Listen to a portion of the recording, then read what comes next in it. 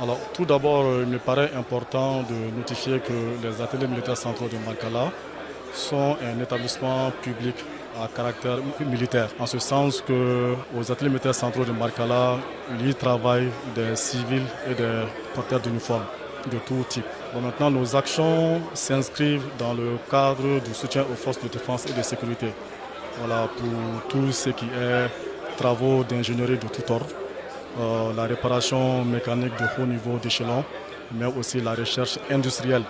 En ce sens que les armements qu'on utilise au sein de nos forces de défense et de sécurité sont généralement importés.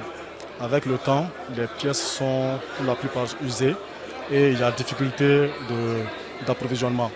Donc aux ateliers militaires centraux de Makala, on a aujourd'hui la capacité, le potentiel d'usiner ces pièces rares et de réparer ces armes, que ce soit les armes légères ou bien les armes lourdes. Ça, c'est au profit des forces de défense et de sécurité.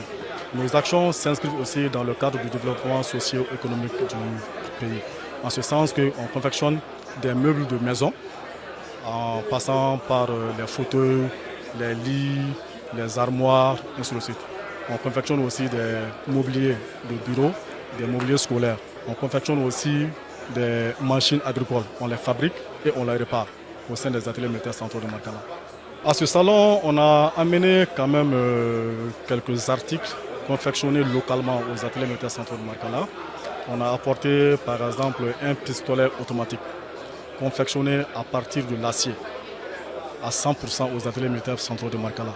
Un pistolet automatique. Ça, on a apporté. On a apporté aussi une Toyota qu'on a essayé d'adapter, d'optimiser aux réalités du terrain. Vous savez, aujourd'hui, le taux d'attrition pour cause des mines à effet dirigé est relativement élevé. Donc nous, ateliers militaires centraux de Makala, on a essayé de réfléchir comment réduire le taux d'attrition.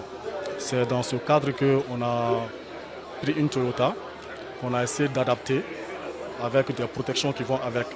Donc les mines sont généralement de deux types, soit c'est à pression ou bien